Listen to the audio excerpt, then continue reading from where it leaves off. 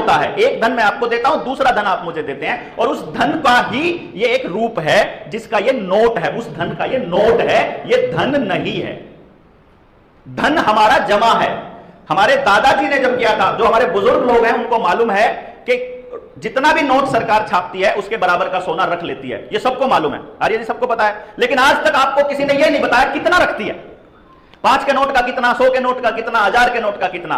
और जब आरटीआई डाल करके देखी तो कॉइनेज एक्ट 1906 और पेपर करेंसी एक्ट 1882, इसके मुताबिक जो कागज निकल के आए वो ये कहते हैं कि हमारे 1 रुपए की कीमत है 777 मिलीग्राम सोना।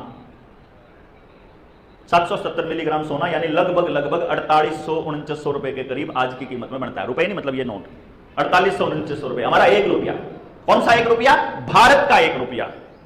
रुपया कोई ऐसी चीज नहीं है जिसका कोई मोल रख सके, जैसे सेंटीमीटर ऐसी चीज नहीं है, मीटर ऐसी चीज नहीं है जिसको कोई नाप सके। सेंटीमीटर मानक है चीजों को नापने के लिए, समझ गए आप?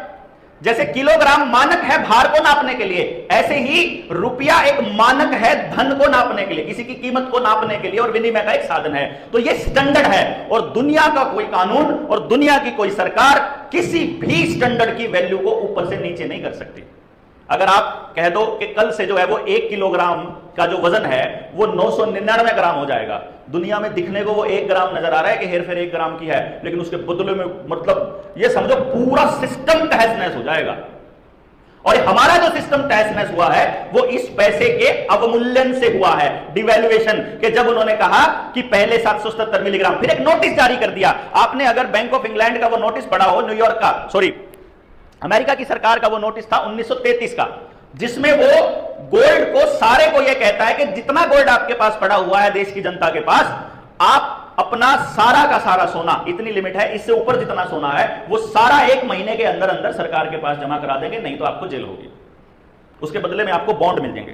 देखो, रुपए के बदले, उसके सोने के बदले में क्या मिल जाएंगे? बॉन्ड। बॉन्ड क्या मिलेंगे? उतना सोना पड़ा है।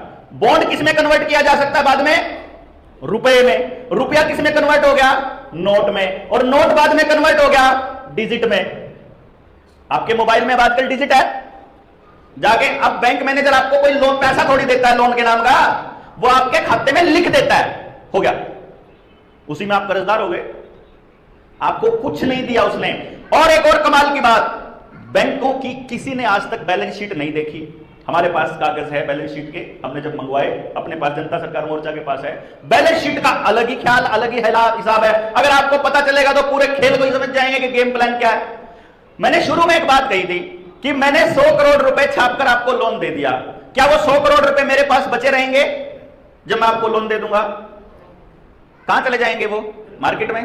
असलियत में क्या होना चाहिए बैलेंस शीट के अंदर कि इधर बैंक के 100 करोड़ मैंने मांग लिए, मान लो 40 करोड़, तो 100 के नीचे 40 लिख के माइनस करके मेरे पास रह गया 60 और उधर चला गया 40। लेकिन बैंक क्या गेम खेलते मालूम है? 100 के नीचे 40 तो लिखते हैं और उधर भी 40 लिखते हैं, लेकिन इधर वाले 40 के आगे माइनस का निशान नहीं लगाते। तो साल के एंड में बैंक कितने का मालिक? 140 का, और लेने कितने? 40, और उसका ब्याज। यानी बैंक जो है वो जितना पैसा आपको दे रहा है उतना ही पैसा अपने एसेट में जोड़ रहा है। आपने अगर केवल इतना भी लिख दोगे, कोर्ट में अगर किसी का केस चल रहा है आप में से साथियों का, कोर्ट में अगर आप केवल इतना लिख दोगे कि बैंक ने मुझे पैसा दिया ही नहीं, और अगर बैंक ने मुझे पैसा दिया है तो अपनी बैलेंस शीट लाके दिखा दो उसने कहां से दिया। अगर मेरे को दिया तो उसका कम होना चाहिए ना, उसका कहां कम हुआ है सिर्फ मुझे इतना दिखा दो, बैंक उसके बाद वापस कोर्ट में ही नहीं आता।